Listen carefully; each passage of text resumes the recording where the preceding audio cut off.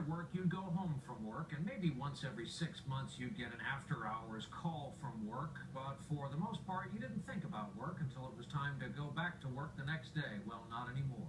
Now work is in your hand, it's on your screen, it's staring you in the face. Work expects an answer at 11 at night when, of course, you're expected to be plugged in and available.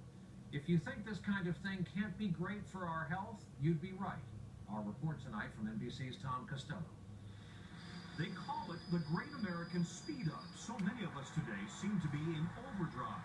Monday's going to be another long day. Case study, Ann Baldwin, owning a crisis communications PR firm.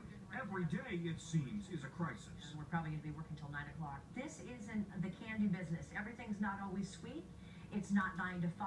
It's Monday through Sunday, 24 hours a day. 35 years ago, Americans worked 8 to 9 hours a day, then called it quits. Home for dinner, weekends with the family.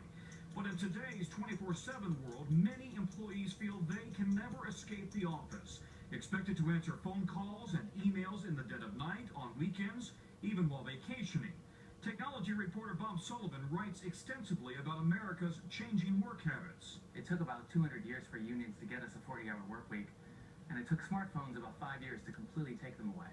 Can I get a large fry? And Also gone, family meals, kids' sporting events, and simple downtime.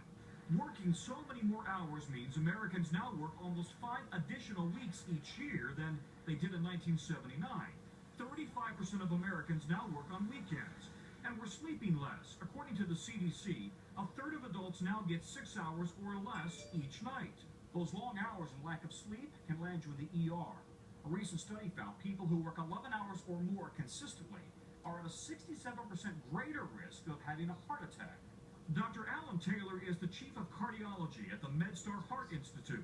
The data shows about a third of heart disease could be related to stress, and that chronic overwork could be about a doubling of your risk for heart disease. So it really does add up to implications for heart disease. How was your day? Stress experts say it's never been more important to set limits, deciding when to turn off the email and cell phone to carve out personal and family time.